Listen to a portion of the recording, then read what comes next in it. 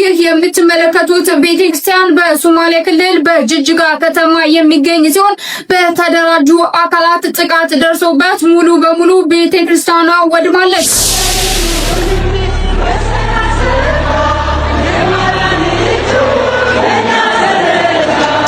መቅደስ ውስጥ ስልክ ይወራል። መቅደስ ውስጥ ታቦት ተሸክሞ ቄሱ አለው ይላል። አሰብ ወደ ኢትዮጵያ እንዲገባ ተወሰነ። ይሄ ተደረገው በአገሬው ብሔራዊ ምክክር ላይ ሲሆን የአሰብ ካርታ ማስኖ ከኢትዮጵያ ጋር እንዲጠቃለን ነው። በዓለም ካሉ 10 ለማኝ ደሃ ኋላ ቀር መሀይም ማናስብ ሰላም ጤና ይስጥልኝ። እንዴት አላችሁ? እንዴት ቆያችሁ? እንደተለመደው በእነዚህና በሌሎች መረጃዎች መጣሁኝ። ተከታተሉኝ ዘንድ በአክብሮት ጋብዛለሁ። ላይክ በማድረግ ጀምሩ። ከዚህኛው መረጃ ልጀምር። እኚህን አባት መቼም ብዙዎቻችን እናስታውሳችኋለን። ከታሰሩ ከወር በላይ ወደ ወራቶች ውስጥ እየገቡ ነው። እንግዲህ እኚህ አባት ተወስኖላቸዋል። የልደታ ከፍተኛ ፍርድ ቤት ሐምሌ 16 2018 በዋለው ችሎት በዋስትና እንዲፈቱ 70 ሺህ ብር ከፍለው በዋስ 70 ሺህ ብር አስይዘው በዋስ እንዲፈቱ ወስኖ ነበር። ነገር ግን እስከዛሬ አልተፈቱ። ምን እየሆነ እንዳለ እንኳን በማይታወቅበት መልኩ ይህ ውሳኔ ከተወሰነ ከወራት በላይ አለፈው። እስከዛሬ ግን አልተፈቱም። ለምንድን ነው የማይፈቱት? ይህንን ሂደት የምታውቁ የቤተ ክርስቲያኗ ሰዎች እንዲሁም ደግሞ ቀና ልብ ያላችሁ ስለነዚህ አባት ዝም ማለት የለባችሁም እና ድምፅ መሆን አለባችሁ ብዬ ነው የማምነው። በጾም አሳ መብላት ሊጀምረው በግራኝ ወረራ ምክንያት ግራኝ አገሪቱን ሲያጠፋ ከብቱ እህሉ ጠፋ። ኢትዮጵያዊ ነው። ደብረ ሊባኖስ እንዲጠፋ ያደረገው ግን እሱ ደብረ ሊባኖስን ተውት ብሎ ነው። ሐይቅ የተረፈበትን መንገድ ስታው ለምሳሌ መጽሐፎቹና ገዳማቸውን አትንኩ፣ ወርቁን ወሰዱ አለ። በጀልባ ሄደው ወርቁን ወሰዱ። እሱ አይደለም የኔ አጀንዳዬ ሰላም እየተሰበከ ሰላም እየተመከረበት ሀገር እየመከረች ያለው መስቀልቅል ነው ያለው ጥፋት ነው ያለው ውድመት ነው ያለው ጦርነት ነው ያለው ሰላም ማጣት ነው። ከወደ ጅጅጋ ሶማሌ ክልል ቤተክርስቲያን እየነደደች እየተቃጠለች እየፈረሰች ነው እየወደመች።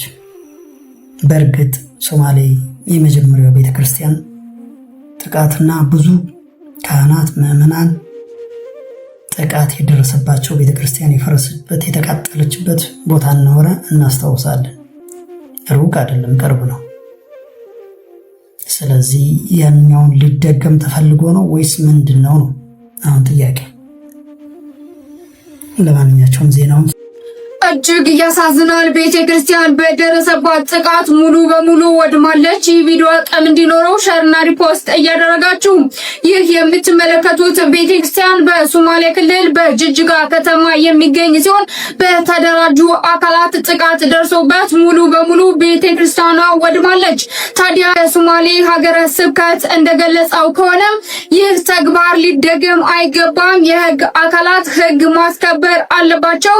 ለዚህ ነገር ፍትህ ይገባል የተባለ ሲሆን ታዲያ እነዚህ አካላት የተደራጁ ሰዎችም ለሰላምና አብሮ ለመኖር የሚፈልጉ ሰዎች አይደሉም ተብሏል።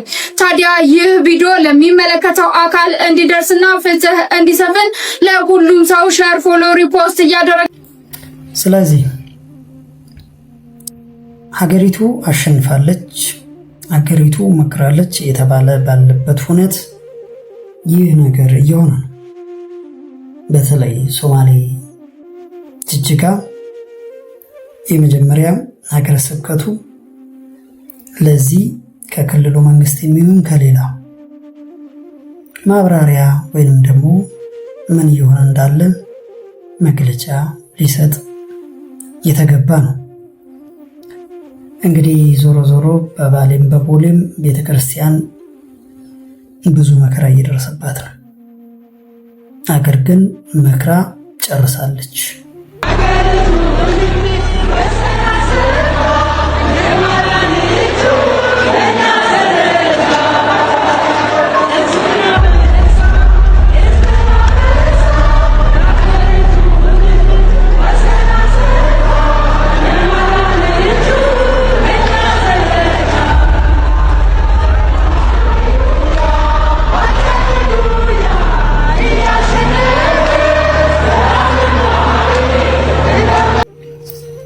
ዝማሬ ነው ለሀገር ለወገን የሚሆን ዝማሬ፣ ለቤተ ክርስቲያን ለምእመን ወይንም ደግሞ ለሁላችን ለህዝቦቿ ለሀገሪቷ ህዝቦች የሚሆን ነገር ግን ማምለኪያ ቦታዎች እንደዚህ የወደሙ ግን ቤተ ክርስቲያን ላይ እጃችሁን ያነሳችሁ ለእግዚአብሔር ጊዜ አለው። በደንብ ጊዜን የሚቆጣጠር እሱ፣ ጊዜን የፈጠረ እሱ ጊዜ አለው። ቤተ ክርስቲያን ላይ ከውስጥም ከውጭም የተነሳችሁ እግዚአብሔር መልስ ይሰጣል። አይሰጥም ብላችሁ ነው? እግዚአብሔር መልስ ይሰጣል። እኔ በማደሪያዬ ሆኜ በጸጥታ እመለከታለሁ ይላል እግዚአብሔር።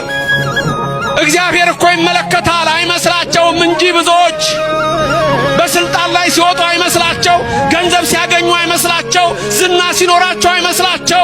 እግዚአብሔር ግን ምን ይላል? እኔ በማደሪያዬ ሆኜ እመለከታለሁ። አሕዛብ ሁሉ በፊቴ በሚዛን ላይ እንዳለ ትንሽ ትቢያ ናቸው፣ በገንቦ ውስጥ እንዳለ ትንሽ ጠብታ። እግዚአብሔር ውስጥ ተጽርሐ መቅደሱ፣ እግዚአብሔር በመቅደሱ ነው። እግዚአብሔር በመንበሩ ነው። የራሔልን እንባ የተመለከተ ሰማይኩ ጋሮሙ ለሕዝብ ያለ የሕዝብን መከራየው ወረዱ ይላል። አሁንም ለእኔና ለእናንተ ይውረድልን የሰማይ አምላክ። መጽናኛ ቃላችን ስለሆነ ይህንን ደጋግመን የምንሰማው ለኛ ለኦርቶዶክሳውያን መጽናኛ ቃላችን ስለሆነ ተስፋችንም ስለሆነ ደጋግመን የምንሰማው። ለማንኛቸው ይህ ሁሉ መከራ የጸናብንም አንድም ከውስጥ ለሚሆን ግፋችን ኃጢአታችን መሆኑ ልብ ይለዋል። መቅደስ ውስጥ ስልክ ይወራል። መቅደስ ውስጥ ታቦት ተሸክሞ ቄሱ አለው ይላል።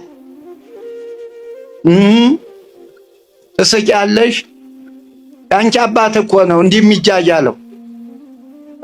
በአባቱ የሳቀ መከራ አለበት።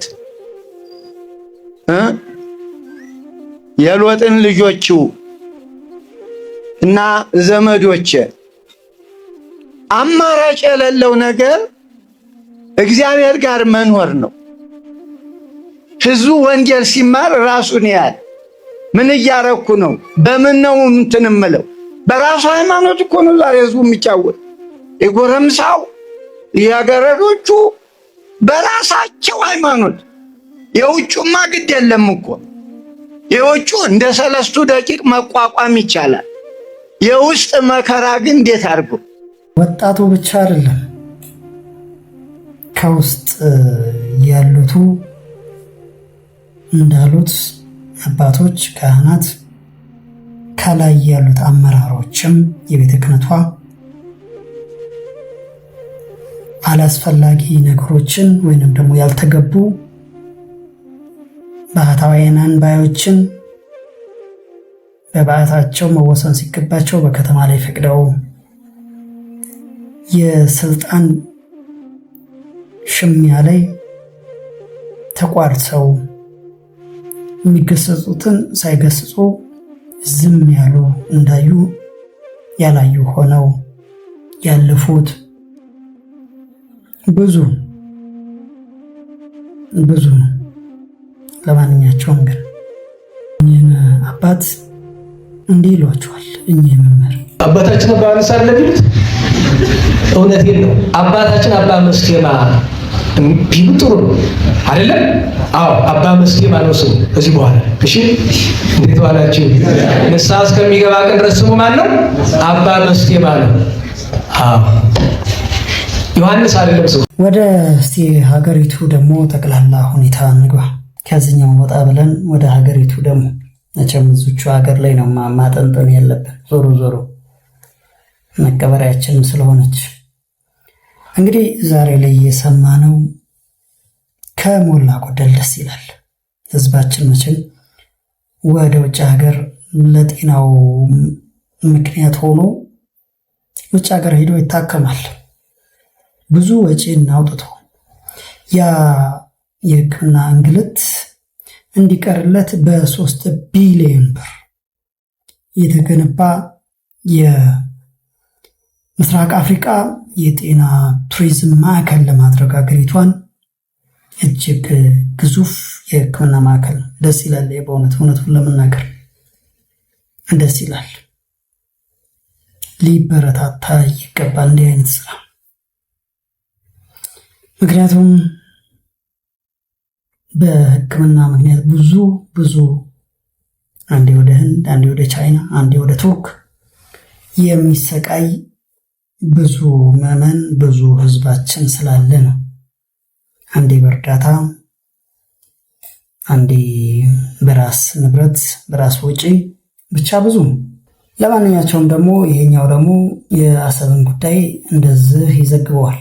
አሰብ ወደ ኢትዮጵያ እንዲገባ ተወሰነ። ይሄ ተደረገው በአገራዊ ብሔራዊ ምክክር ላይ ሲሆን የአሰብ ካርታ ማስኖ ከኢትዮጵያ ጋር እንዲጠቃለን ነው በህገ መንግስቱ ላይ የተወሰነ ያለው። ስለዚህ ጉዳይ ምን ትላለች? እንደሚታወቀው በዚህ ዓመት ማለት ነው ኢትዮጵያ ቀይ ባህር ያስፈልጋታል በማለት ጠቅላይ ሚኒስትር አብይ አህመድ በፓርላማ ላይ ተናግሮ ነበር።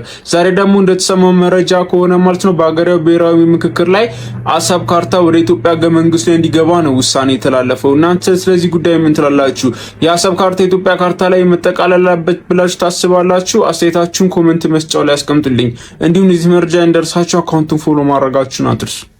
በጣም የገረመኝ መጀመሪያ ሲጀመር ዝም ብለን ተነስተን አንድን ሀገር ወስደን ካርታ ላይ ማስገባት አይቻልም፣ አይፈቀድም። ዓለም አቀፍ ህግ ያለ ይመስለኛል እኔ እስከተረዳው ድረስ። ሲቀጥል ግን የግብፅ ሌላ መረጃ አይቼ ነበር አሁን ቢቢሲ ላይ ግብፅ ከአሜሪካው ጋር ምን ብላ ተስማማች? ማንኛውም ሀገር ከዓለም አቀፍ ህግ ውጪ የባህር በር እንዲኖረው አይቻልም። የባህር በር እንዲኖረው አይቻልም። ከዓለም አቀፍ ህግጋት ውጪ በኃይል የባህር በር እንዲኖረው የማያስችለውን ነገር ተስማሙ የሚል ዘገባ በጣም ነው የገረመኝ። የኢትዮጵያን ነገር እግር በእግር ተከታተላለች ግብፅ። እኛ ግን አንዱን ለመጣል አንዴ በሃይማኖት አንዴ በቋንቋ ብዙ እንደክማለን። ግብፅ ግን አድብታ ያው ትጠብቃለች እኛ። ለማንኛቸው ይህ ሰው ምን እያለ ነው? ኬንያና ቦምባሳ ላይ ያላችሁ ልጆች ክትትላችሁን እንድታጠናክሩ፣ እንዳያመልጥ፣ ወደ አውሮፓ እንዳይገባ የባሰ ችግር ሊፈጥርብን ነው። አንድ ነገር ይሄ ሰው አምልጦ ከኬንያ ከሩዋንዳ ከታንዛኒያ አልፎ ከሄደ አባቴ ያልወለደኝም አለቃችሁም፣ እናንተን ወርድባችኋለሁ፣ እቀጣችኋለሁ። እንዳለቁ ከለቀቃችሁ ነው ያለቃችሁ። ይለፍና ይሄድ፣ እንታያታለን። ማን አባታችሁ ወክላችሁ እዛ እንደምታደርግላችሁ እንደተቀመጣችሁ ያን እናያለን። ከዚህ እኛ ልፍስፍስ ነን፣ ተልፈስፍሰን ቁጥጥር ስር ማዋል ሲገባን አገር ቤት ያለን ተልፈስፍሰናል። ህግን በመጠበቅ እናንተ በዲፕሎማሲ ተጠቅማችሁ በአፋጣኝ ሶሎሎ ውስጥ አለን የምትሉት ይህን ሰው ካሳለፋችሁት አባቴ አይምራኝም፣ አልምራችሁ። Do you think twice before you drink? No, I drink twice before I think. ይህ ወንድማችን ደግሞ ምን አይነት አስተሳሰብ እንዳለን ምን አይነት ደረጃ ላይ እንዳለን ይናገራል። በዓለም ካሉ 10 ለማኝ ደሃ ኋላ ቀር መሀይም ማናስብ ከዚያስ ጥላችን እርስ በርስ በጣም መብለጥ የምትፈልገው ማን ነው? ጎረቤትህን። ኖት ኬንያ ኖት አብሮድ። ለዚህ ማሳያው ምንድነው? ቤት ቦታ መሬት ስትገዛ ረጅም አጥር ማጠርህ ነው። አጥር ነው የምታስቀድመው። ለምን? ጎረቤትህ እንዳያየው። ውጭ ሀገር እንደዚህ ሰው አበባ እንኳን ምናምን እያየ ተተናብሶ ይሄዳል። ኢትዮጵያ ውስጥ ረጃጅም አጥር፣ ግንብ አጥር፣ ከዛስ የሆነ ሳር እንዴት ብሎ እንዳይተ ቤትህን አይደለም አጥር። ለምን? ከጎረቤት ለመብለጥ። ለምን? በዚህ መጠን መመቀኛኘት ውስጥ ገባን። what is the truth lies in history 200 ዓመት ከሱስንዮስ እስከ ቴዎድሮስ ያለው ዘመን የተረገመ ጊዜ አለ። ክሎዝ ዶር ፖሊሲ